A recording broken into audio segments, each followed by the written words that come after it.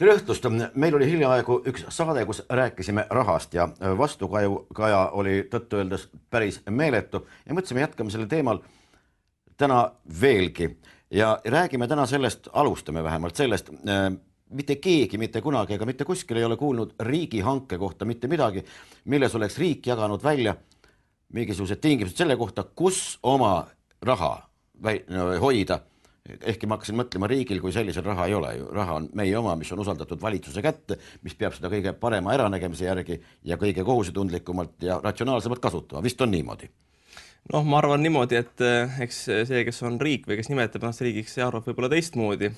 Et see raha on just nimelt tema oma, aga see selleks. Et põhimõtteliselt mina olin 2012. aastal ühe magistritöö retsensent. Piret Lohu oli autor või on autor. See töö on Tartu Ülikooli majandusteaduskonna raamatukogus leitav ja seal on siis selgelt kirjas, et tegelikult riik hoiab raha 4 pangas. SEB-s, Swedbankis, Nordias ja Sambos. Ja maksab iga ülekande eest, toonases rahas 1 kroon, see on siis 6 eurosenti. See tähendab, riigil on sisuliselt see koormus, kui ta hoiab, siin tundub küll, et loogikat nüüd ei ole, tavaliselt isegi nõukogude ajal, kui hoidis inimene oma raha hoiukassast, ta sai sealt protsente selle eest. Tämä summa kasvas seal. Vähe küll, aga siiski sellegi poolest. Küllap mingisugused ühise protsendi saab ka, nii nagu on ju nendes Swedbankides ja SEB-des, et ikka 0,1% arvelduskonto jäägilt. Aga see ei ole muidugi midagi eriti suurt. Arvestades veel seda, et riigil on ju tegelikult oma pank olemas, mille nimi on Eesti Pank. Ja Eesti Pangal on olemas täna veel arvelduskeskus ja see arvelduskeskus võtab iga pankade vahelise ülekande eest 3 eurosenti, mis tähendab, et ütleme siis riik tellib selle ülekandeteenuse sisse kommertspangalt, mis võtab tema käest 6 eurosenti, aga riigi enda oma hind on 3 eurosenti, nii et maksab siis 2 korda peale kommertspankadele. Uskumatu, aga kes selle süsteemi on välja mõelnud? Tegelikult ma kujutan ette, et need välispangad ei tee ju midagi halba selles mõttes, et nad opereerivad täpselt nendele ette antud seaduslikkuse piires. Ehk siis meie Toompia siis on sättinud sellised reeglid, et see võimaldabki meid igapäevaselt röövida, nii või? Eks me 22 aastat oleme seda riiki sellisena üles ehitanud ja valimistel käinud, hääletanud, aga fakt on tõesti see, et ega tänase rahandussüsteemi juures kommertspangad, Eesti mõistes siis enamasti võõrpangad, on ikkagi selle riikliku keskpanga, meie puhul siis Eesti Panga vahendajad, tegelik rahalooja on ju Eesti Pank, tegelik arvelduste korraldaja täna veel on Eesti Pank ja loomulikult on loogilisele mõistusele arusaamatu, miks siis riik ise enda käest ostab läbi vahendaja teenust. Kõlab küll uskumatuna. Need välispangad kontrollivad ju Eesti majandusseisu 100 grammi vorsti ostu täpsusega. Sellepärast kõik neil on selge ja loomulik on see, et mingisugust heategevust pangandusringkondades ju ei ole olemas. Loomulikult see on puhtalt äritegevus.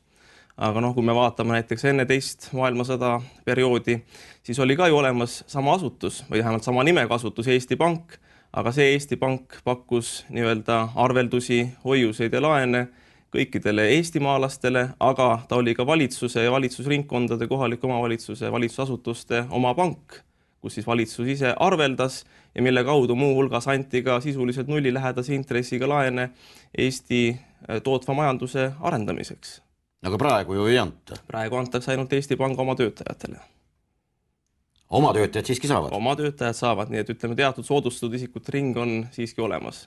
Tavaliselt korraldatakse isegi mingite suuremate ostude puhul, riigi puhul, kui on tegemist kas kontorimööbliga või siis ükskõik liiklusvahenditega korraldatakse mingisugune hankekonkurss, riigihange. Selle kohta, kui summad ületavad, ma ei teagi, kui palju see täpselt praegu on, aga korraldatakse riigihange.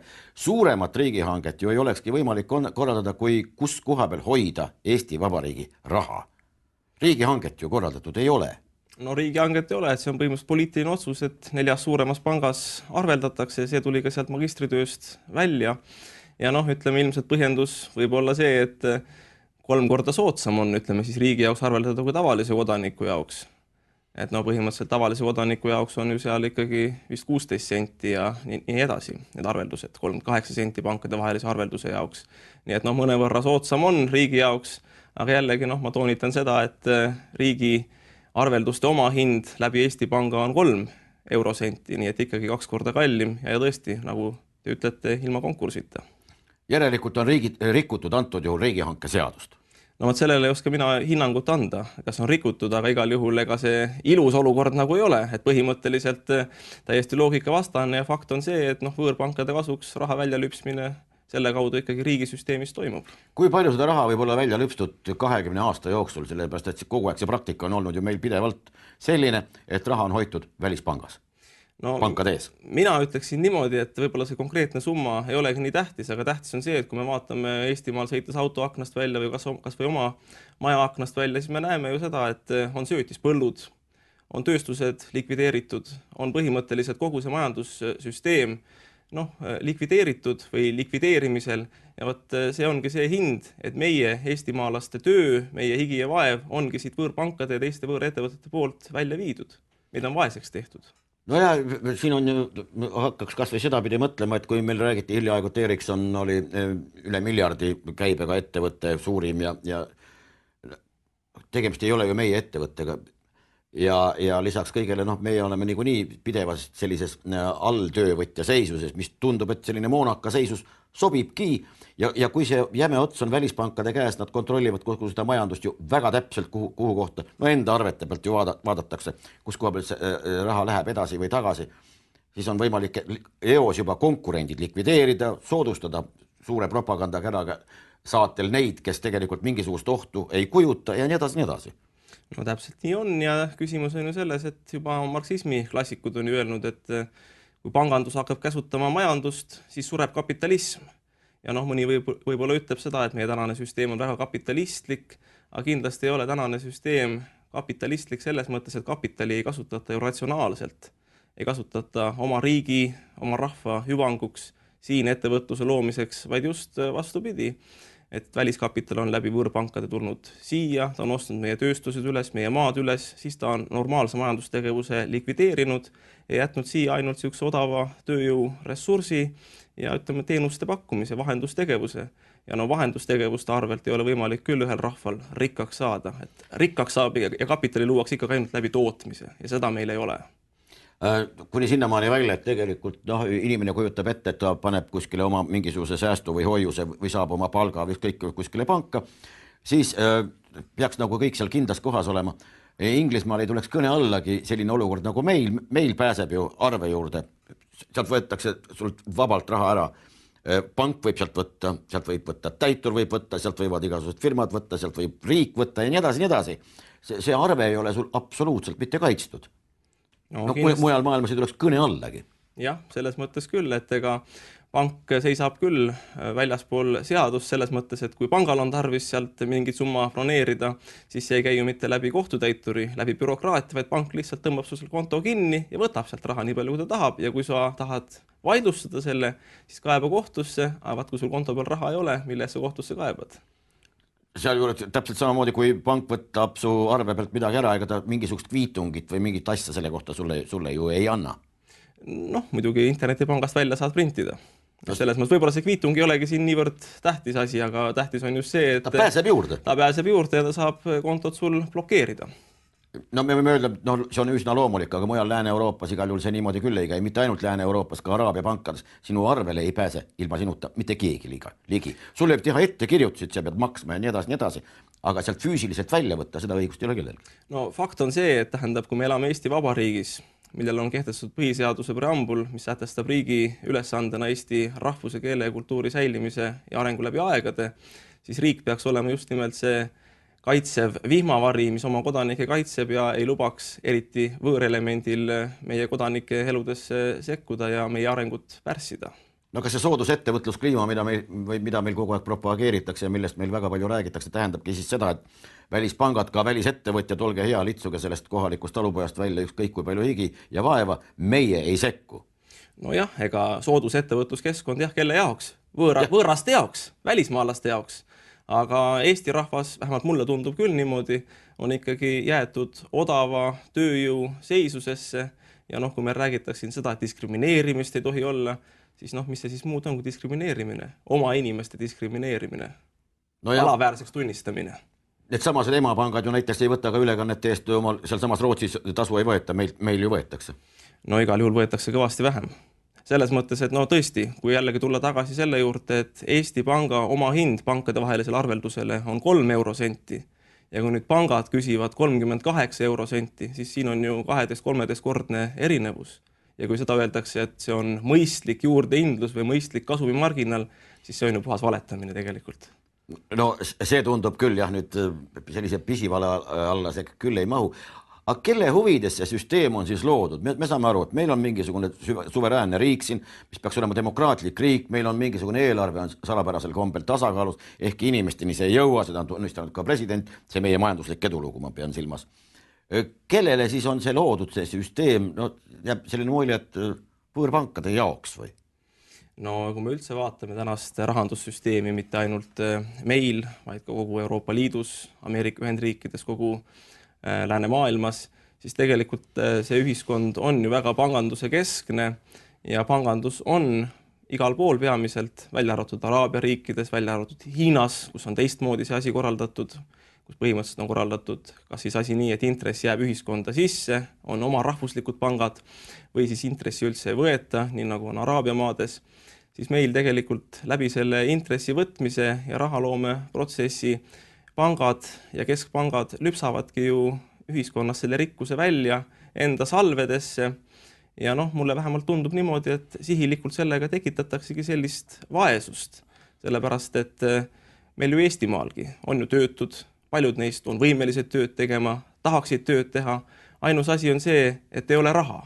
No ja milles küsimus? Saaks ju seda lipikut toota, välja printida, nagu oli näiteks Eesti kroon, see printimise kulu ei maksa midagi või saab tänapäeval virtuaalset raha anda välja, peavad ainult serverid olemas olema, no meil on serverid olemas, IT-riik, eks ole. Annaks seda raha välja, see ei maksa ju midagi.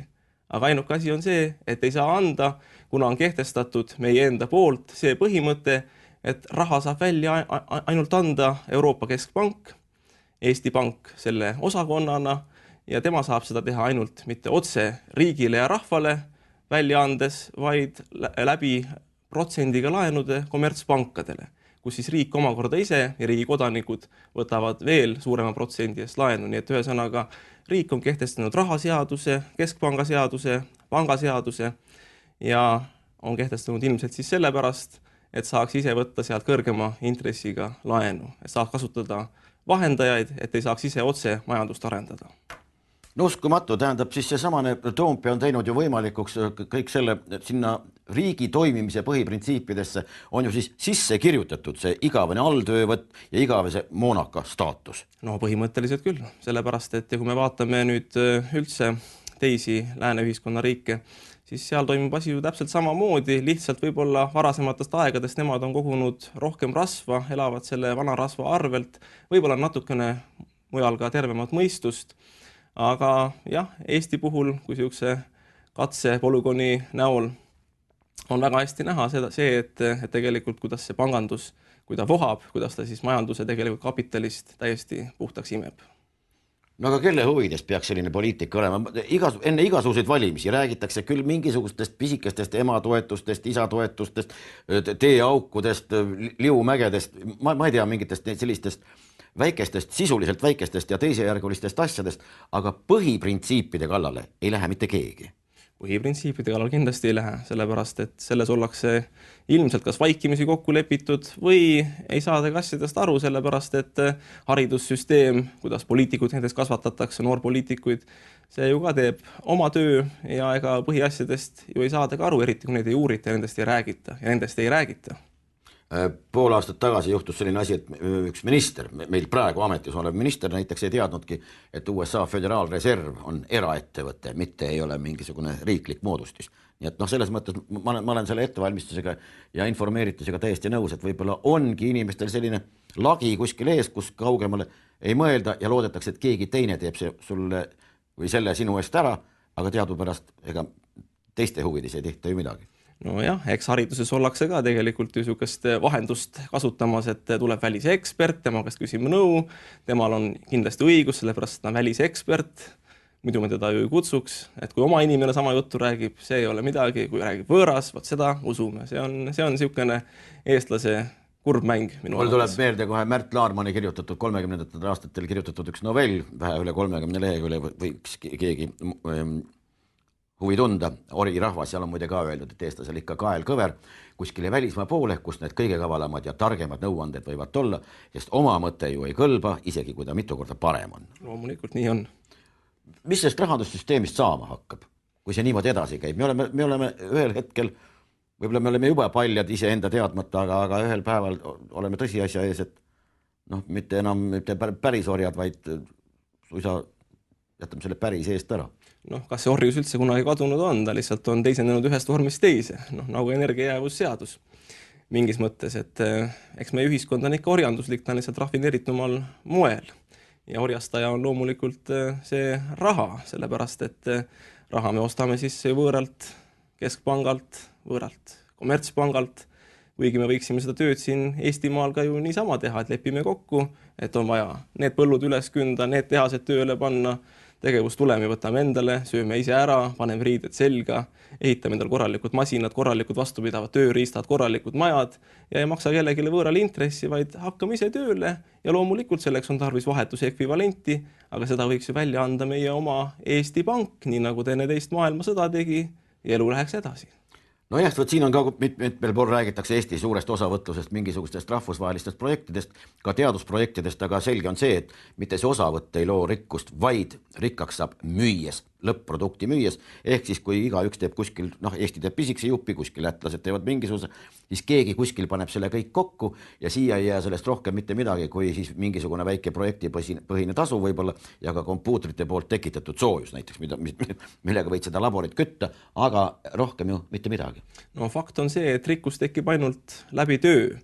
Meil jah, siin valimispropaganda raames ikkagi räägitakse seda, et kõigepealt võtame mingisugused välisfondid, toome siia raha, siis tekitame mingisuguseid kõrgepalgalisi töökohti, aga tegelikult ei ole ju nii, et raha tekitaks tööd, vaid hoopis töö tekitab raha ja rikkuse, et vastupidi. Nii et see majandusideoloogia hakkab meil üldse valest otsast peale ja kõigepealt kõige alus on ikkagi töö.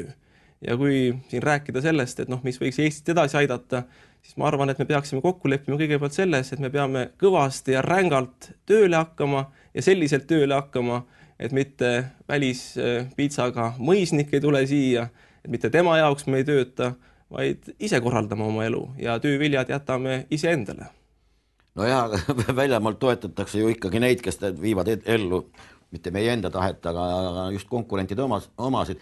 Ja meil peetakse ju täiesti loomulikuks see, ka ma olen kuskil vist maininud, võib-olla kordan ennast, vabandust sellisel juhul, aga kõik võimalike majandusprognoose meie jaoks teevad ju ka igasugused muud kompaniid ja igasugused pangaanalüütikud, kes esindavad eeskätt, ärgem olgem naiivsed, oma pankade huvi.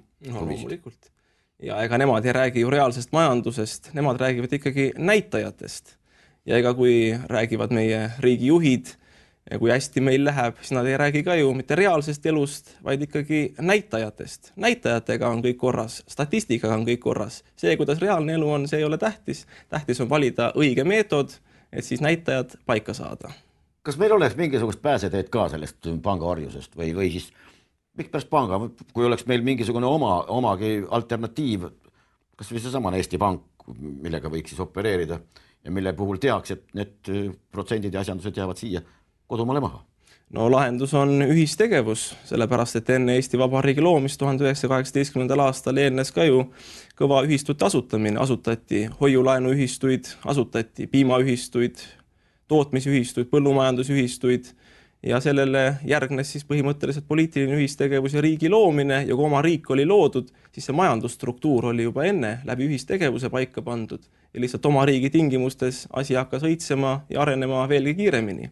Aga täna meil seda ühistegevust ju ei ole, täna me oleme siin saates ka korduvalt rääkinud, me usume võõraid, ostame kõik võõrastelt sisse, oleme sisuliselt võõraste siuksed lakeid ja ega siis seda rikkust ei ole loota, ei ole seda iseseisvust loota, sellest võib ainult rääkida. Aga jah, kui midagi parandada tahta, mõistus tuleb kõigepealt appi võtta, tuleb loobuda võõrast, nii enda sees kui enda ümber ja tuleb ühiselt tööle hakata. Me võime rääkida, et see ühistegevus, et see oli võib-olla 30-ndatel, ta võib-olla isegi ei õigustas ennast, aga praegu me elame siiski 21. sajandil, meil on aasta 2014 juba, käimas ja noh, see võib-olla, mis oli kunagi, see enam ei toimi. Praegu on meil see, mis kõige parem on. Nojah, aga on olemas näiteks Eesti Hoiulaenuühistute Liit ja kõige suurem hoiulaenuühistu Tartu Hoiulaenuühistu, kus on juba üle 10 miljoni euro hoiuseid, sama võrra on antud laene tootvatele ettevõtetele, on läbi selle loodud reaalselt neid tootvaid töökohti, mis toovad rikkust Eestisse, läbi selle, et need töökohad toodavad ekspordiks ja läbi ekspordi tuleb sisse omaniku tulu Eestisse.